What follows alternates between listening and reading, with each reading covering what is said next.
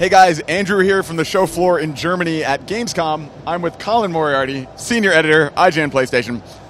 So Colin, you finally saw The Order 1886 in motion. Yes. We saw reveal D3 cinematic trailer. Now you have seen it running. Tell me about it. I was a little concerned at first because we didn't see anything that is from the game. Like, the game's about a year out, maybe a little more, and they're not ready to show off like a part of the game, a sequence, like a 10, 15, 20-minute sequence of the game. What they showed us was tech demos of the game running and the main character who, looked really great. So it's a third-person game, in case you're curious.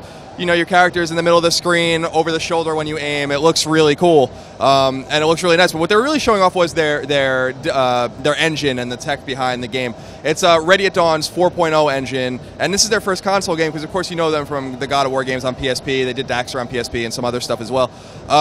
But they really were concentrating on like beautiful textures and lighting and all of these things, kind of an interactive environment where everything is shootable. And they were doing things like shooting wooden fences and they were exploding, or shooting like pots and they would, like, instead of just disappearing or not reacting, they would like dent, and then you'd shoot them from a different angle and they'd dent again. It's like making a believable world, and I thought that was kind of a cool part of what they showed. But again, I really want to see the game. You know? For sure. I mean, I think what was interesting about that trailer they showed D3 was you get this sense that the world itself, like the world building of this kind of steampunk vibe, is like, you know, really beautiful and unique. Did you get a sense of like what the setting is like of the game at all?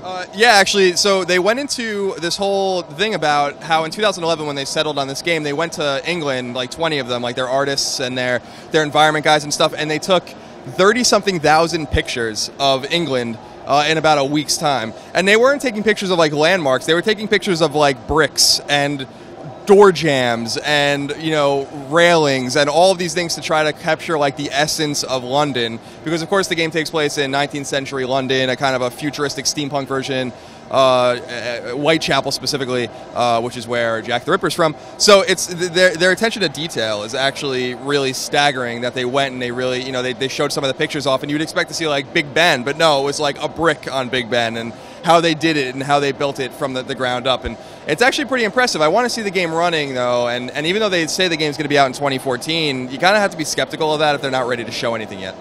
Yeah, for sure. I mean, it's interesting that right now, you know, when these games aren't polished yet, when they aren't quite ready for like their final form to be shown, you get a lot of like you were saying, like the physics, like the idea of like the pots being dented, like kind of these next gen ideas of like the things that they can alter. Were there any cool like next gen elements that you felt like couldn't be done on PlayStation 3?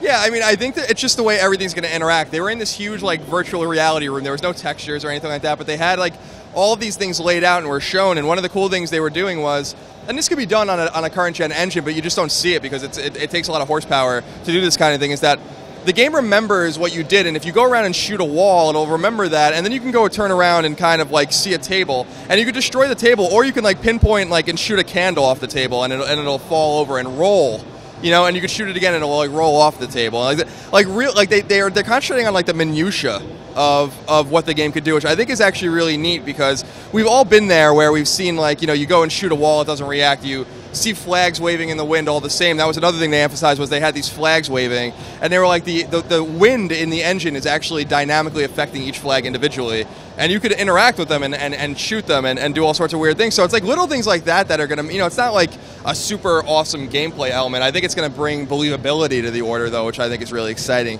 But until we see something running in-game, hopefully maybe later this year, I'm going to remain skeptical about what the game's all about, just inherently because I just don't understand why we're not seeing the game itself. Sure.